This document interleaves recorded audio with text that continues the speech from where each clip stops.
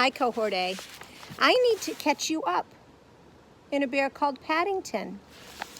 So I'm going to read chapter 6 to you right now. So find a nice place to get cozy and listen.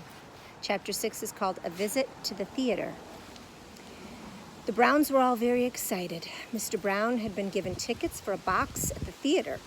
It was the first night of a brand new play, and the leading part was being played by the world-famous actor Sir Seeley Bloom. Even Paddington became infected with the excitement. He made several journeys to his friend, Mr. Gruber, to have the theater explained to him.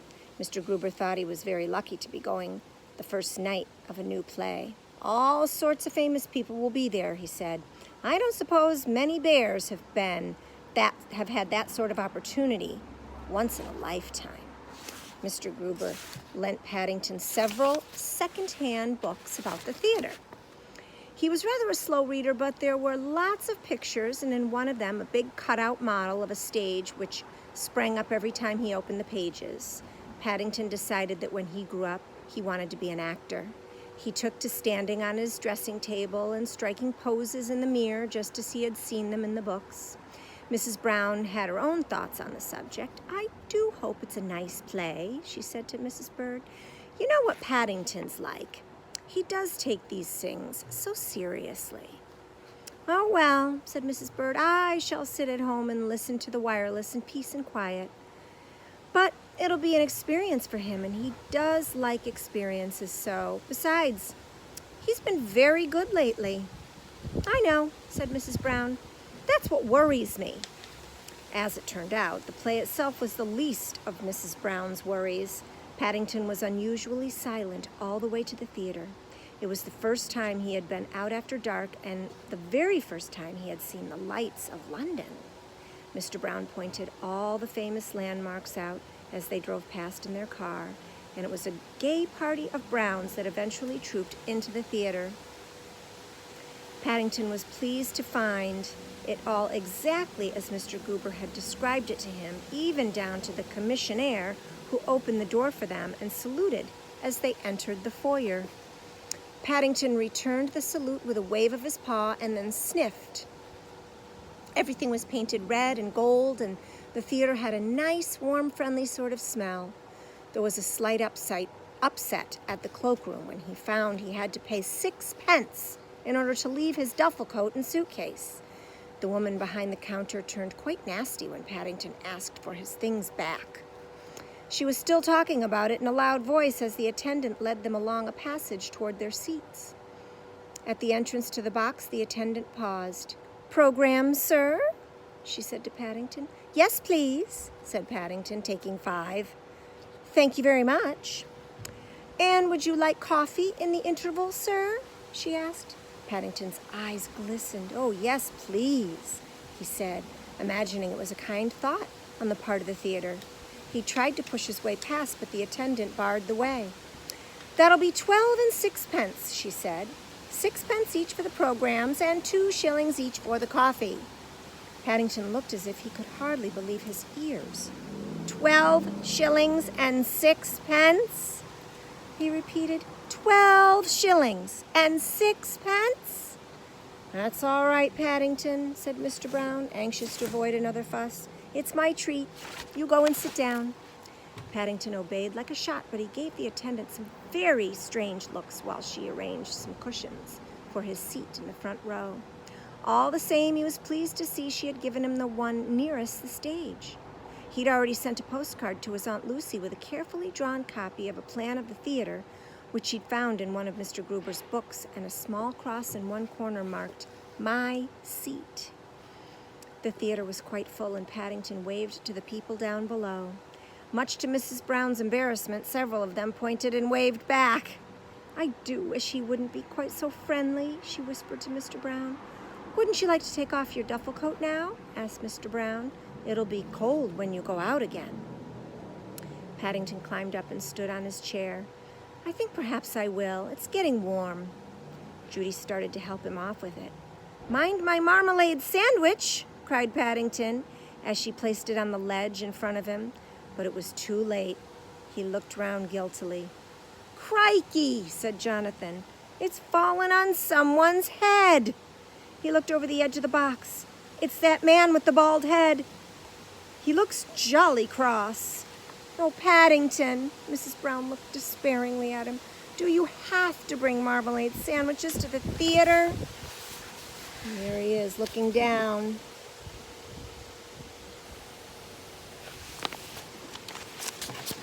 It's all right, said Paddington cheerfully. I've some more in the other pocket if anyone wants one. They're a bit squashed, I'm afraid, because I sat on them in the car. There seems to be some sort of a row going on down below, said Mr. Brown, craning his head to look over the edge. Some chap just waved his fist at me. And what's all this about marmalade sandwiches? Mr. Brown was a bit slow on the uptake sometimes. Nothing, dear, said Mrs. Brown hastily. She decided to let the matter drop. It was much easier in the long run. In any case, Paddington was having a great struggle with himself over some opera glasses. He had just seen a little box in front of him marked opera glasses, 6 pence. Eventually, after a great deal of thought, he unlocked his suitcase and from a secret compartment withdrew a 6 pence. I don't think much of these, he said a moment later, looking through them at the audience. Everyone looks smaller. You've got them the wrong way round, silly, said Jonathan. Well, I still don't think much of them, said Paddington, turning them round. I wouldn't have bought them if I'd known. Still, he added after a moment's thought, they might come in useful next time. Just as he began to speak, the overture came to an end and the curtain rose. The scene was the living room of a large house, and Sir Seeley Bloom, in the part of a village squire, was pacing up and down. There was a round of applause from the audience. You don't take them home, whispered Judy. You have to put them back when you leave. What? Cried Paddington in a loud voice. Several calls of hush came from the darkened theater as Sir Seeley Bloom paused and looked pointedly in the direction of the Browns' box. Do you mean to say, words failed Paddington for the moment, 6 pence, he said bitterly. That's 3 buns worth. He turned his gaze on Sir Seeley Bloom. Sir Seeley Bloom looked rather irritable. He didn't like first nights, and this one in particular had started badly. He had a nasty feeling about it. He much preferred playing the hero where he had the sympathy of the audience, and in this play he was the villain. Being the first night of the play, he wasn't at all sure of some of his lines. To make matters worse, he had arrived at the theater only to discover that the prompt boy was missing and there was no one else to take his place. Then there was the disturbance in the stalls just before the curtain went up. Something to do with a marmalade sandwich, so the stage manager had said. Of course, that was all nonsense, but still, it was very disturbing. And then there was this noisy crowd in the box. He sighed to himself. It was obviously going to be one of those nights. But if Sir Seeley Bloom's heart was not in the play, Paddington's certainly was. He soon forgot about his wasted 6 pence and devoted all his attention to the plot. He decided quite early on that he didn't like Sir Seeley Bloom, and he stared at him hard through his opera glasses. He followed his every move, and when at the end of the first act, Sir Seeley, in the part of the hard-hearted father, turned his daughter out into the world without a penny, Paddington stood up on his chair and waved his program indignantly at the stage. Paddington was a surprising bear in many ways, and he had a strong sense of right and wrong. As the curtain came down, he placed his opera glasses firmly on the ledge and climbed off his seat. Are you enjoying it, Paddington? Asked Mr. Brown. It's very interesting, said Paddington. He had a determined note in his voice, and Mrs. Brown looked at him sharply. She was beginning to recognize that tone, and it worried her. Where are you going, dear? She asked, as he made for the door of the box. Oh, just for a walk, said Paddington vaguely. Well, don't be too long, she called, as the door closed behind him.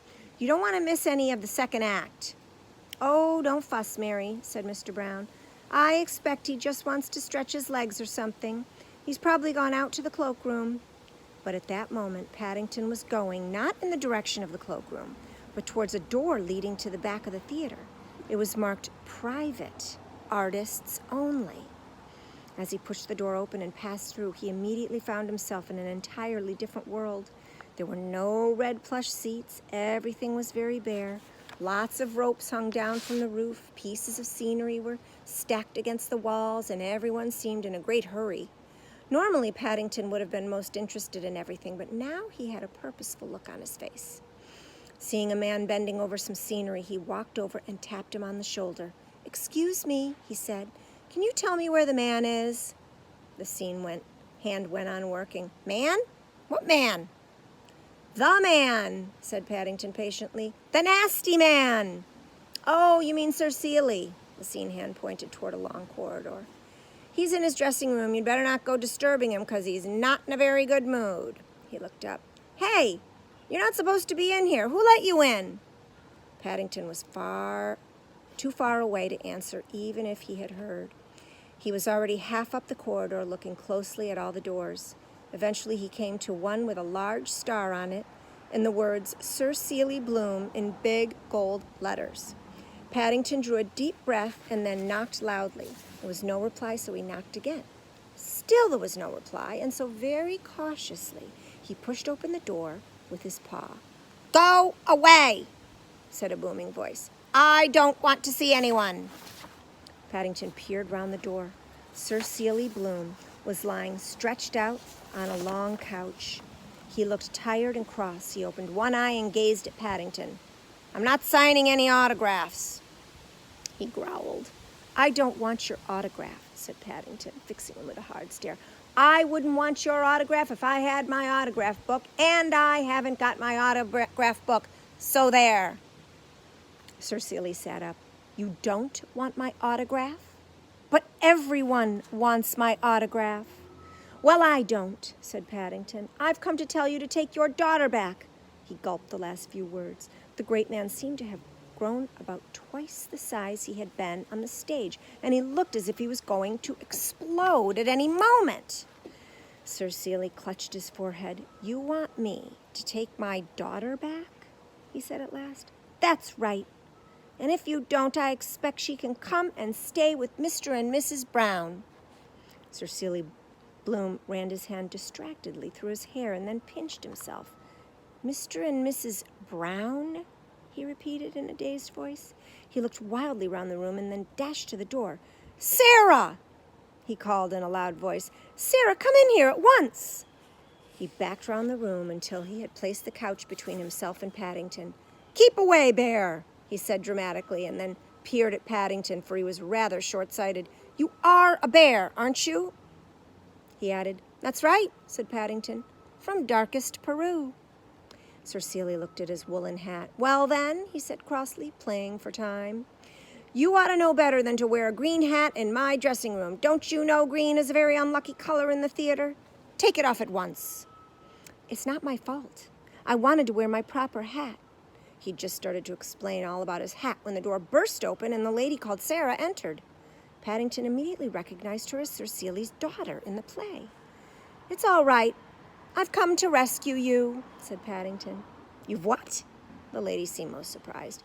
"Sarah," Sir Seeley Bloom came out from behind the couch. "Sarah, protect me from this mad bear." "I'm not mad." "Then kindly explain what you're doing in my dressing room," boomed the great actor. Paddington sighed. Sometimes people were very slow to understand things. Patiently, he explained it all to them. When he had finished, the lady called Sarah, threw back her head and laughed. "I'm glad you think it's funny," said Sir Seeley. "But, darling, don't you see? It's a great compliment. Paddington really believes you were throwing me out into the world without a penny. It shows what a great actor you are." Sir Seeley thought for a moment. "Humph," he said gruffly. "Quite an understandable mistake, I suppose. He looks a remarkably intelligent bear, come to think of it." Paddington looked from one to the other. "Then you are only acting all the time?" he faltered.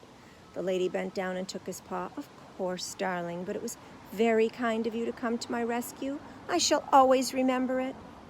"Well, I would have rescued you if you'd wanted it," said Paddington. Sir Seeley coughed. "Are you interested in the theater, bear?"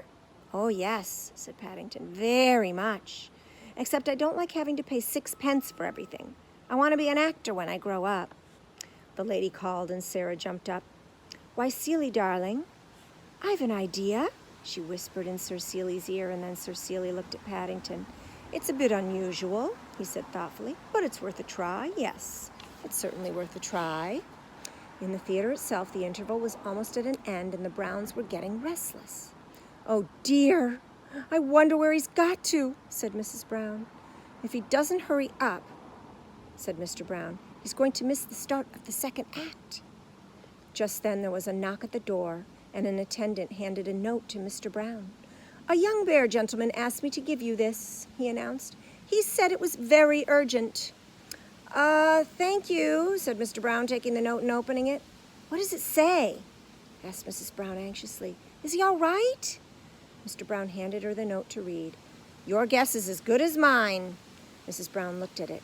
It was hastily written in pencil, and it said, "I have been given a very important job.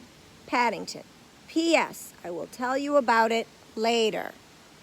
"Now what on earth can that mean?" said Mrs. Brown. "Trust something unusual to happen to Paddington." "I don't know," said Mr. Brown, settling back in his chair as the lights went down, "but I'm not going to let it spoil the play." "I hope the second half is better than the first," said Jonathan. "I thought the first half was rotten. That man kept on forgetting his lines." The second half was much better than the first. From the moment Sir Cecil strode onto the stage, the theater was electrified. A great change had come over him. He no longer fumbled over his lines, and people who had coughed all through the first half now sat up in their seats and hung on his every word. When the curtain finally came down on the end of the play with Sir Cecil's daughter returning to his arms, there was a great burst of applause. The curtain rose again, and the whole company bowed to the audience. Then it rose while Sir Cecil and Sarah bowed, but still the cheering went on. Finally, Sir Cecil stepped forward and raised his hand for quiet. "Ladies and gentlemen, thank you for your kind applause. We are indeed most grateful. But before you leave, I would like to introduce to you the youngest and most important member of our company, a young, bear who came to our rescue."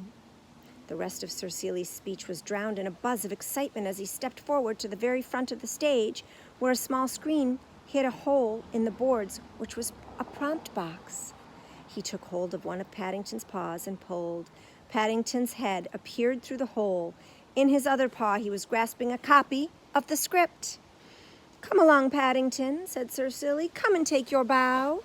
"I can't," grasped Paddington. "I think I'm stuck." And stuck he was. It took several stagehands, the firemen, a lot of butter, to remove him after the audience had gone. But he was far enough out to twist round and raise his hat to the cheering crowd before the curtain came down for the last time. Several nights later, anyone going into Paddington's room would have found him sitting up in bed with his scrapbook, a pair of scissors, and a pot of paste. He was busy pasting in a picture of Sir Cecil Bloom, which the great man had signed, "To Paddington, with grateful thanks." There was also a signed picture from the lady called Sarah, and one of his proudest possessions, a newspaper cutting about the play, headed, "Paddington Saves the Day." Mr. Gruber had told him that the photographs were probably worth a bit of money, but after much thought, he decided not to part with them. In any case, Sir Cecil Bloom had given him his 6 pence back and a pair of opera glasses.